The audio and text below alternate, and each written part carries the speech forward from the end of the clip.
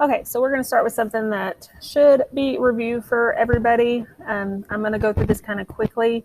So if you have questions, make sure that you communicate with me so that we can clear up any misconceptions.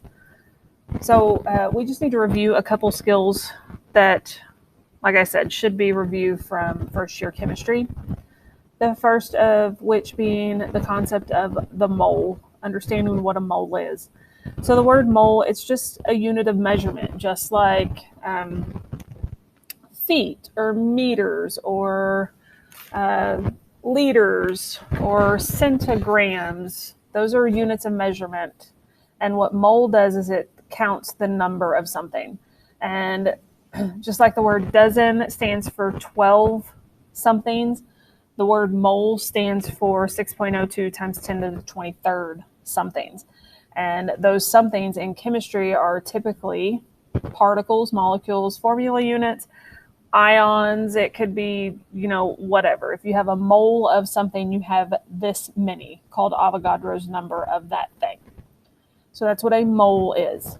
We also need to review the concept of molar mass. So molar mass is the mass of one mole of any given sample of anything. And the way you find the molar mass is, for example, if you have K2SO4, this particular molecule has 2 atoms of potassium, it has 1 atom of sulfur, and 4 atoms of oxygen. So we look at the periodic table, we find that the average atomic mass of potassium is 39.09 grams per mole. And since there are 2 potassium atoms, I multiply that number by 2. Do the same thing for sulfur and find that the periodic table says that it's 32.066 grams per mole for every sulfur atom, since there's only 1 of those. Multiply by 1. And then I've got 4 oxygen, so I multiply by its average atomic mass, which is 15.999. And then when I do that, I add all of those things together to get the overall molar mass of the substance that I was calculating. So what this means is that if I had 1 mole of K2SO4, or if I took the time to count out 6.02 times 10 to the 23rd molecules of K2SO4, that mass would be 174.242 grams. Dimensional analysis. If you recall, dimensional analysis is just a system for making some conversions between units. And I teach this by using train tracks system. If you prefer using parentheses and fractions, that's fine, because it's really the same thing.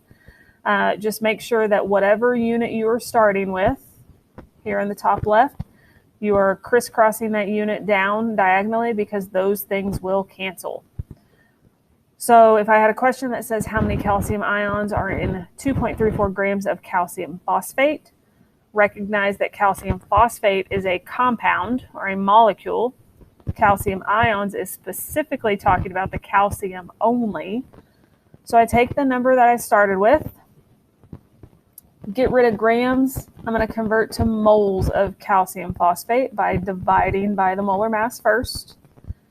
Then I'm going to consider the fact that there are 3 calciums for every 1 calcium phosphate.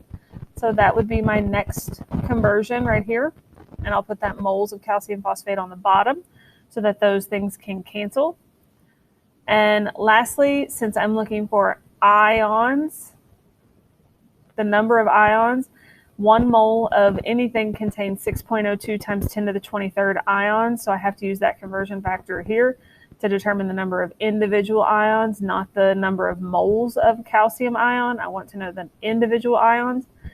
Do all that math, so multiply across the top, divide by anything that's on the bottom, and I come up with 1.36 times 10 to the 22nd ions of calcium. Another skill that we got to make sure we remember are sig figs. So to make it easy for you, here's kind of a summary. When you're identifying sig figs, the hardest part is typically with the zeros. So any number that's not 0 is considered significant. Any zeros that are in between non-zero numbers or sandwiched are significant. Zeros at the beginning of a number are never significant. So if it's a really, really small number, like 0.0005, those zeros at the beginning do not count as being significant.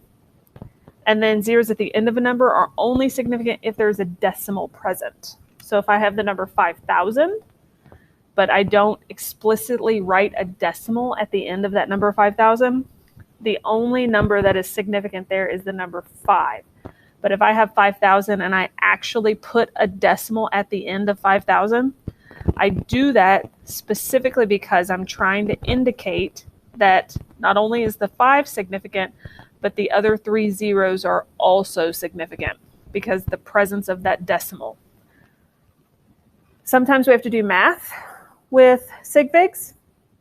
If you do an addition subtraction problem, find your least common place value and you round your final answer to that. So for example, if I have two numbers, one of which goes out to the 10th place and one that goes out to the 100th place, and I'm adding them together, the last common place value that those two numbers had in common was the 10th place.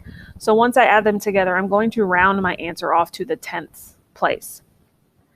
And then if I'm doing multiplication division, I round my answer to the number that has the smallest number of sig figs, which, for example, if I have two numbers, say the number 5, which has 1 sig fig, and I multiply it by the number 21, which has 2 sig figs, I'm going to get an answer, but my final answer can only have 1 sig fig in it.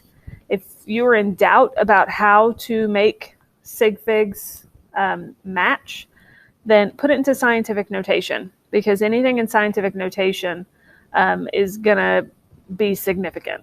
So if you have more digits than you can make significant in regular notation, just transfer it to scientific notation and then make it have the correct number of digits that way. So why do we care about sig figs? Well, when we go into the lab and we actually start taking measurements, we use a whole bunch of different tools to do that. We use graduated cylinders, we use scales. You'll learn some new tools this year. We use burettes and pipettes and all different kinds of things. And the accuracy and precision of those tools they vary from instrument to instrument. So when you're reporting scientific measurements, you can only report your data to the least accurate tool you use to obtain that data. And so that's why it's important for us to report sig figs, because not only does the number itself tell us some data, it also tells us how much quality was in the tools that we use to obtain that data. So the main rule of thumb is always use an estimation digit. And what I mean by that, if you imagine reading a graduated cylinder and the meniscus hits at the, say, 11, so it falls somewhere between 11 and 12 milliliters. If the graduated cylinder is marked, like it has a line for 11 and 12, you round one digit further or one place value farther than the instrument is actually marked. So if it fell directly in between the 11 and the 12 milliliter mark, I would report that as being 11.5 milliliters. So if the graduated cylinder is marked with place values in the ones, then I'm going to report my answer out to the tenths. If it's maybe marked only with place values in the 5s, then that's still in the ones place value, so I'm going to estimate out to the tenths. But maybe it's got place values in the tenths, so then when I report my data, I'm going to estimate out to the hundredths.